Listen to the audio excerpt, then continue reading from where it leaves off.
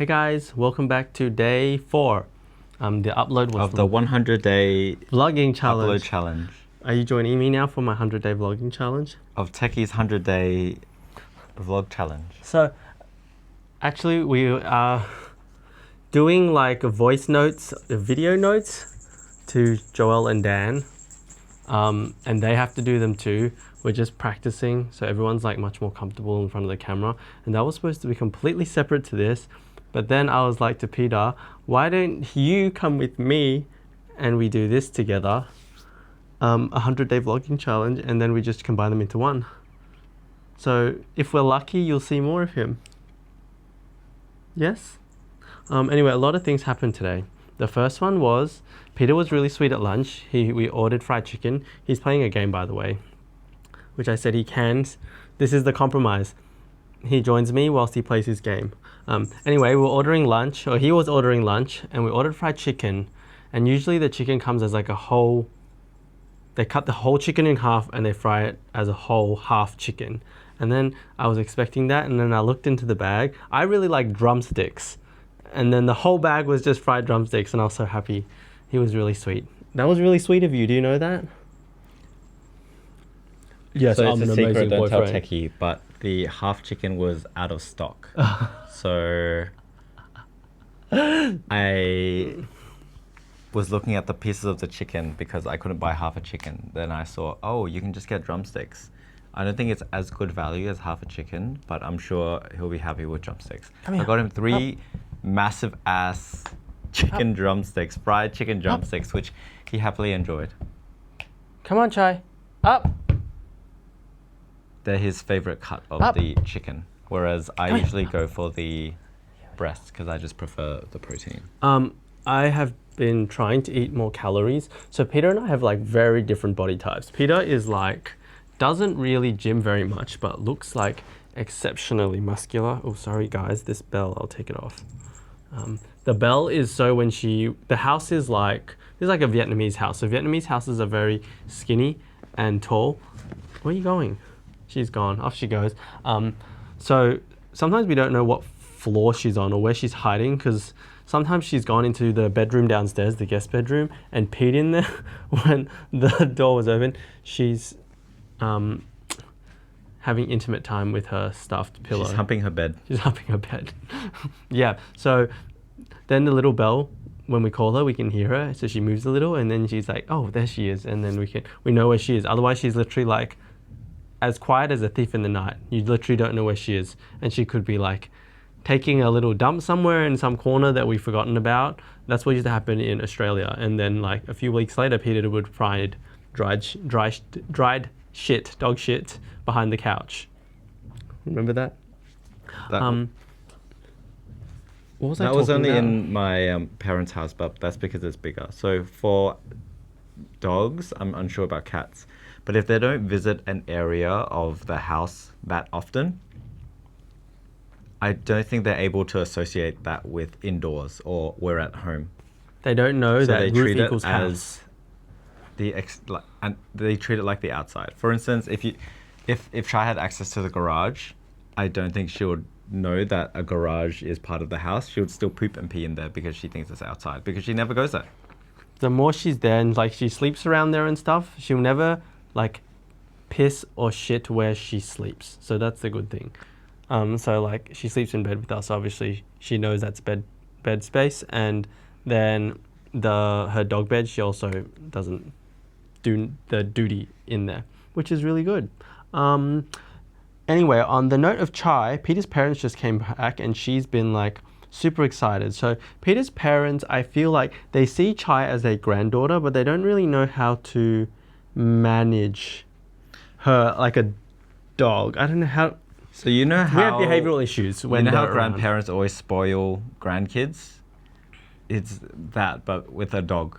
Yep. That's So like basically it. when you come home and you have a dog, or when you leave the house, for like the 5 minutes before you leave or 5 minutes when you come home, you're supposed to be super chill, ignore the dog, so it's not a big deal when you come and go.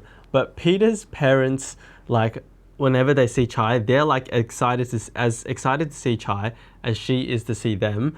and then she gets overstimulated. And then recently, whenever Peter's parents leave, she is like so anxious. So the other day, we got told that we weren't home, we were at the gym, and then Peter's parents had to go out and they tried to get Chai to stay inside, but she literally bolted out the front door. And then after, I've been trying to tell Peter's parents for a long time, like, you just need to ignore her. And I don't think they really understood. But since that incident, I think they like, they now understand that having a dog, like, you cannot just behave however you want and just like get dopamine from the dog, because then you create a lot of behavioral issues. Yeah. But they are upset because they want to play with her. But They also, now they understand. They finally understand after that incident. they are slowly understanding. Yeah. Actually, the other day, your dad, Chai was on the bed, was trying to jump onto the bed when we went into your parents' bedroom. Peter's parents had just came home. And I was telling your dad, like, ignore Chai. Don't pat her, don't touch her. And then the interesting thing was, he's like, yes, okay, I understand. Because that incident about Chai running out the door had just happened. And I realized he's not consciously doing it. I'm like, don't touch Chai. Chai goes up to him, then starts rubbing her head around his hand, and his hand automatically extends and starts patting her, like literally like a reflex. Then your mum and I are looking, and we're like, no, don't touch Chai. He's like, yeah, okay, I know not to touch her, and he's still like patting her. Does that make sense? So I think, consciously knew he was supposed to leave Chai alone, but there was just like a behavioral instinct to pat her. Because she's too cute. He wants to pat her. Yeah. So now I think after that incident, it's a bit easier. Like when we say, okay, we're going to let Chai downstairs, just ignore her. They'll actually ignore her for a bit. But Chai's got a lot of history. She'll just jump on the couch, like do circles, go up to you in your lap. Like literally she'll get her hand and like pretend this is your hand and it's like resting on something. She'll put her head underneath and be like, pat me. It's crazy. Yeah. She's an addict for attention and pats. Yeah. Apart from that, I read some of the comments. Thank you guys who left comments. Yesterday we were talking about spraying the perfume on the clothes. So some people made a really good point. I have a lot of like skin issues when it comes to like fabric softener and stuff. So what if we spray the perfume on the clothes and then someone else has skin issues? But then at the same time, so the solution to that I think was to spray on a paper card. Like we're going to send a thank you card. So it's almost like, you know those perfume test strips that we got given? Or like when you want to test this perfume at the store, they spray it onto that for you. So we'll spray it onto the card. So the scent will be on the card.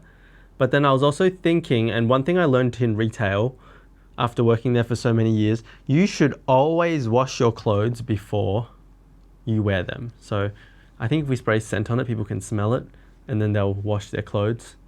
Because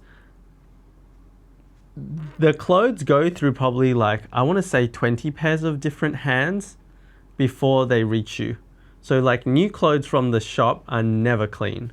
That's why I'm like sometimes hesitant to try stuff on, because yeah, it's not clean. And you think about how much like factory dust and everything there is.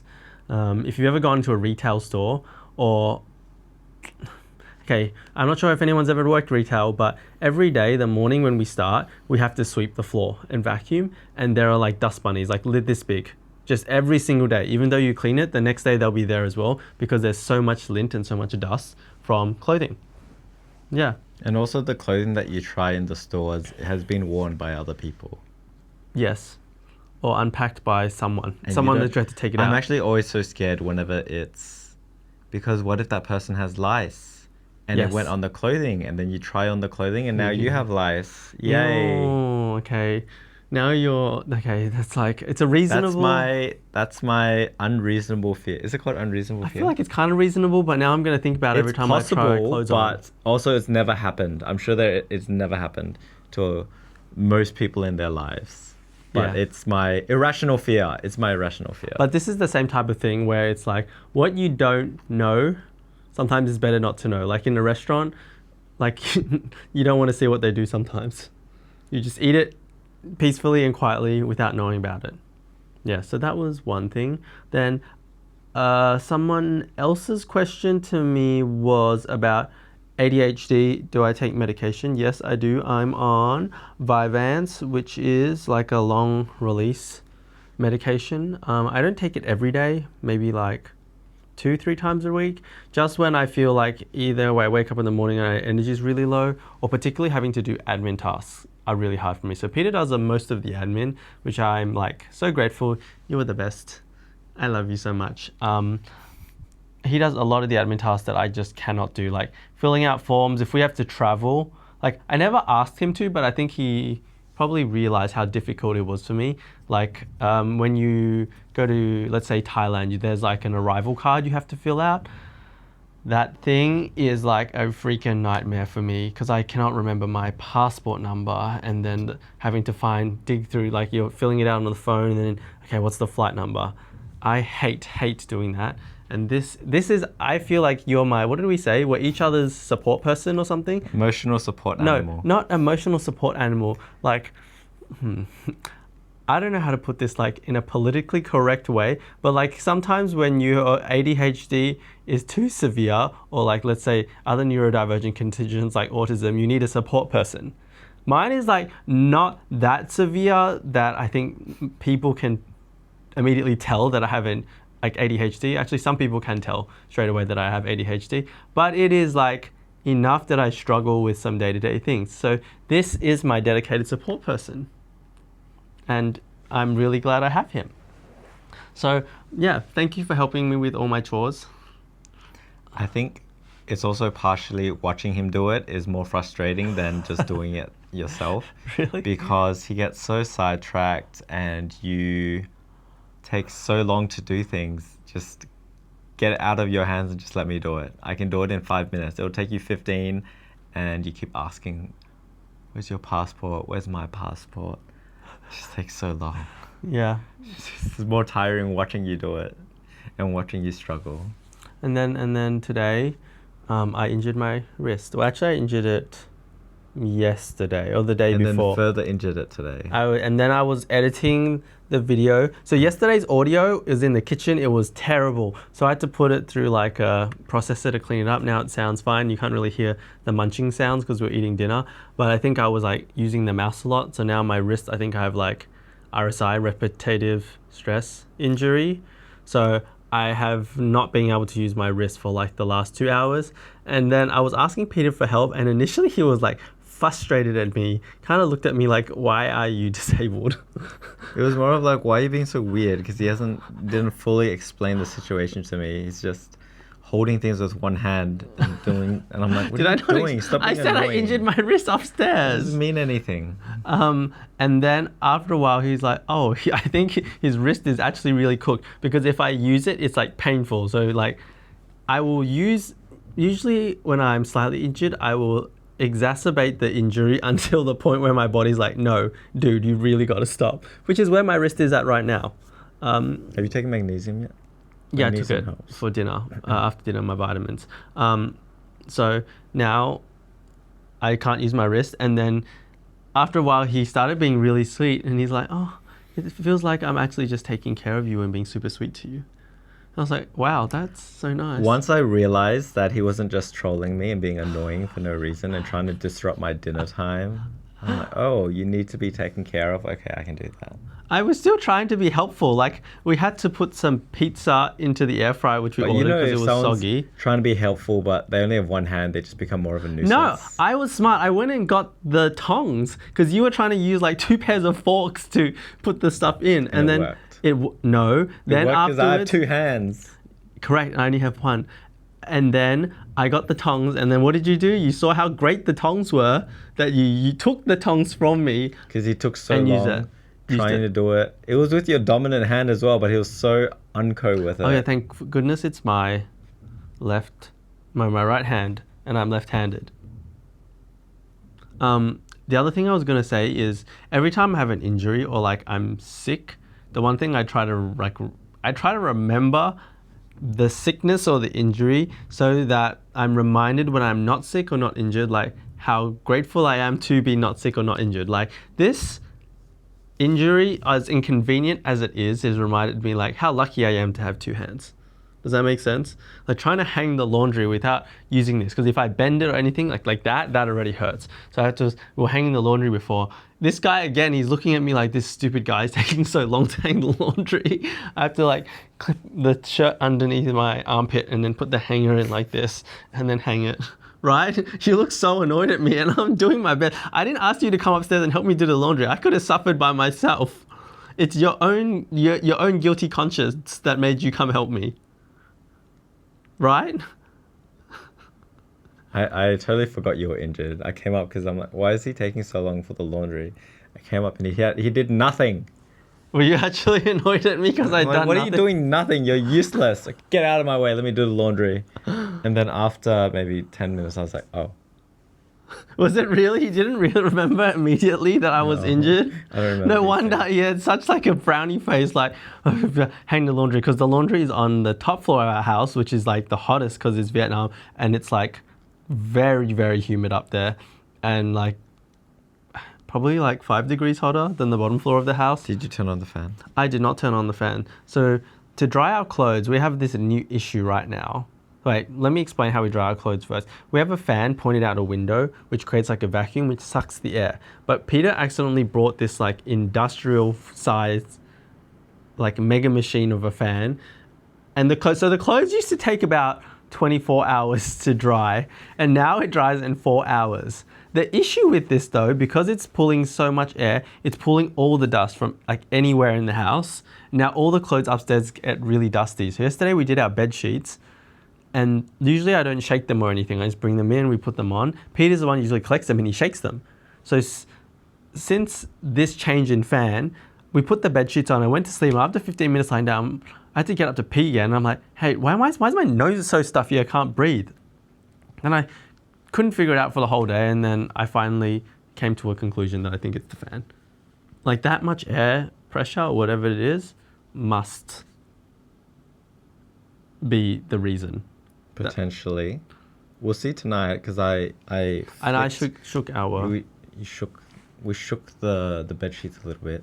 and I shook the But I don't know, because I usually shake before I put it inside the laundry machine as well. But you don't do that, do you? no. Yeah. I didn't know about that. Should have told me. And I just shook our pillows. In Australia, we always shake before we put it in and after we come Yeah, out I know. of the laundry machine. That's true. And here is worse. But I think because here is a bigger space, whereas in our in Australia we used to live in like a 220 square meter small apartment studio that we converted. That's like 27 square meters, something like that. 220 is a lot. 220 square feet, square feet, which is 27 square meters. It's like a shoebox, but like pretty decently sized shoebox. But because it was so small, the dust would collect and we'd see it all the time. Like you could visibly see it. So so I would be reminded, okay, we need to shake the stuff. Whereas here, I think because of the color of the floor as well, you can't really see the dust. So it doesn't really exist in my head. Back to the ADHD thing, literally out of sight, out of mind. It doesn't exist.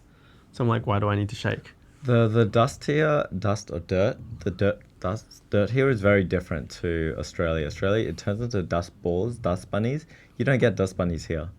But the dirt is black and it will stain. It sticks to the floor. Sticks to everything. Fabrics, your floor. Maybe it's the humidity. Maybe that's why. Because it's like more humid here, so it actually can stick to stuff and collect. I'm unsure. This is the first time we've lived in Asia long term. So because in Australia it's so much more dry, it like floats, right? Whereas here, I've seen dust bunnies at your brother's place in Singapore. That's true. And the but dust is not that black. many. That's true. Yeah, I The don't know where dust the here black is dust. black. Do you think it's like pollution soot? Or I think what? it's partially, yeah. We should. There's nothing constructing around here, but I think There's Vietnam construction everywhere. in general is just really. Oh yeah, we wanted to get a massive, or maybe we probably need 2 of these things for downstairs. Downstairs is big. Yeah, we need to get an air purifier for downstairs. In Vietnam, people even still like, there's a lady 2 doors down, she burns the leaves in front of her house every few days. Oh yes. It's just the way, it's like waste management. To get rid of all the trees, leaves falling from your trees, you have to burn your leaves. So imagine what the black is. The black is all the soot that's flying in through everywhere. Yeah. Just constantly soot in the air from somewhere. Someone's burning something somewhere. You can smell it, which I don't think is very good for your health. It's like, you know, when there's bushfires in Australia and then like the particles go up and they're like, okay, don't breathe it in. That's what we're breathing in every day. It would be sold if we put an air purifier upstairs. The issue with this house is it's quite old. A lot of the windows are wooden. So everyone's like, oh, looks very Retro. and Traditional. yeah. But the issue with wooden windows, they don't seal very well. There's a lot of gaps. So that's why we get a lot of dust inside. But the solution for us is robot vacuum cleaners. If you don't have a robot vacuum cleaner, highly recommend one. Highly, highly recommend one. I think there's one more comment that I have forgotten to reply to. Techie loves responding to comments, so please comment below. Oh, and then someone else asks, for the clothing brand, have we looked into linen fabrics? So linen is cotton. So I think it's made from cotton, but linen is, I feel like it's a very rough material. So what we're wearing now is like, what I'm wearing is polyester, which is like very smooth. This one is nice because there's got like little holes in it. I'm not sure if you guys can see, which makes it cool. And then obviously there's no sleeves. That's why I like it. And it's cool, but linen, I just generally feel like it's a heavier material as well and more rough. And how the texture of the fabric feels on my skin is very important. I think my general issue, maybe not linen. Linen I've heard gets softer the more you wear it, but I've never bought linen because I can't get past the initial roughness of it. But other types of cotton materials, I feel like even this is like what, Airism from Uniqlo or something. I feel like the more you wash it, the rougher it gets. Whereas polyester doesn't do that. So Peter and I are like, yay, microplastics. We don't mind synthetic materials because we just feel like it's much more comfortable for our skin. Yeah. I don't mind linen, but Taki doesn't like it when I wear linen. Do you? Do you like linen? Yeah, all the stuff that I used to wear is linen. I didn't realize that I have a lot more sensory issues when it comes to clothing than you. It's taken me a while to realize that. I like linen because it's light and very breathable, which is why I think that person suggested it. Yeah. Is it rough, like I've said, or not? Is it more rough? I mean, it's not jeans or denim rough. Okay, that's next level. Yeah. Chai has had her bath since yesterday, which is really good. She now smells like a little baby girl. The one thing we realized for the longest time, we couldn't figure out why she didn't smell good after we bathed her. And then every time she came back from the groomers, she smells really good for like 3 days. Then we realized we're just rushing to bath her because her fur is so thick. It takes time for water to get in, and even when you shampoo her, you have to shampoo really carefully. It's like, imagine you had heaps of hair and then you just put shampoo and water on the outside layer. So now I washed her better, and now she smells better. So problem solved. You have to let the shampoo, once you rub it in, lather it in, and then you wait. Let it soak in, and then lather it all in, rub everything in again, and then wait. It's probably 2 times. There's one more update that I had that now I'm trying to think what it was that I can't remember. Tiki's parents have gone back. They went back yesterday. Well, my parents came back today. So my parents came back today, and Chai was going psycho at them as usual, and my mum was ignore her. Then because they're a dog, when they come up to you, they try to jump on you with their claws, and she's scratching my mum. My mum's getting injured, and her light-ish scratches all the way down her leg. I was like, just kick her. If you kick Chai, she comes up, like, use your feet to just push her away. So that she knows, oh, feet dangerous. Do not go around feet and scratch it. Not good. I can't remember what I was going to say. I'll have to think and remember for tomorrow. Is it sleep time? I think it's sleep time. My wrist hurts. But I'll see you guys. You need an ice pack? I feel like I do need an ice pack, like a I don't sports think person. an ice pack works, but you do want an ice pack. Do you have No, I don't have an ice. I think I just need wrist straps? Wrist. I don't have. I need like a bandage. Do you know my wrist thing? You should get that. The one that it's like a wrist support thing. What's it called? I am a robot. It's a wrist brace. That's what it is. Because I always sprain my ankle, sprain my wrists, so I used to wear a lot of ankle braces and wrist braces. But so the thing that I've heard as well is, I have floppy wrists. but you can improve the strength of it. It's just you cannot go from lifting 0 kilos to lifting 50 kilos. Also, weight training, guys, as more and more research has been coming out, is extremely important, especially as you get older. It is like tied to many health benefits. So please do some weight training. Just ignore Techie and all his injuries, which are a result of weight training. No, mine That is not are indicative. a result of carelessness and ADHD. A lot of my injuries are ADHD related because I don't pay enough attention when I'm like doing the exercise. Quiet. Good girl. Good girl. Come. You want to come up? Again, there's a dog barking next door. Their neighbors have 5 dogs, and then there's 2 dogs over there, and sometimes in the middle of the night they'll start a barking war. And Chai They will go join in. psycho at each other. Yeah.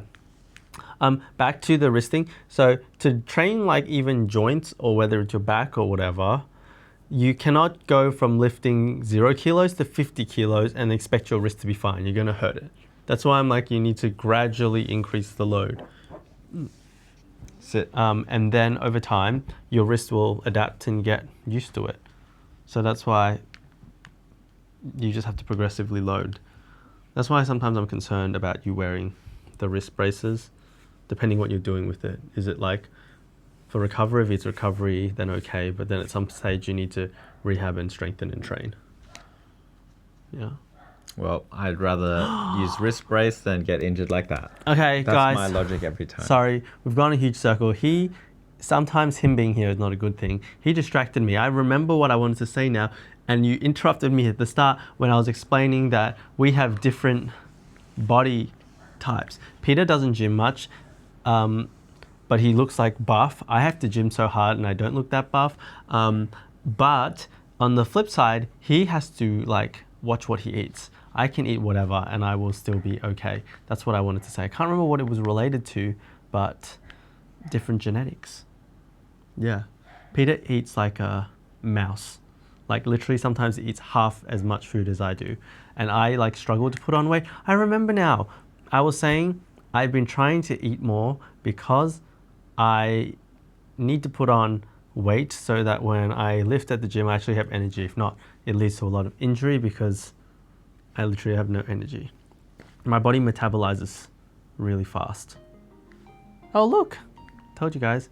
8:45, my bedtime alarm goes off. So I think that I is do it. eat a lot though. It's just that he doesn't consider snacking as eating, but I consider snacking as eating. Do you eat a lot of snacks? I ate 2 durians today. Oh my goodness. Okay. This So is the same problem as I Joel and eat Dan. Pretty much the same as Techie, but when it comes to dinner, I'll eat less because I know I ate fruit an hour ago. I didn't know that But you Techie did doesn't that. know that I snack. Well, he Oh my does know I goodness. snack. He just forgets every single time, and then just says. Is that what "I'm happened when you magically went eating." downstairs at like 5? Yeah, I was sitting there eating durian for half an hour. I thought you went downstairs to do chores or something. No.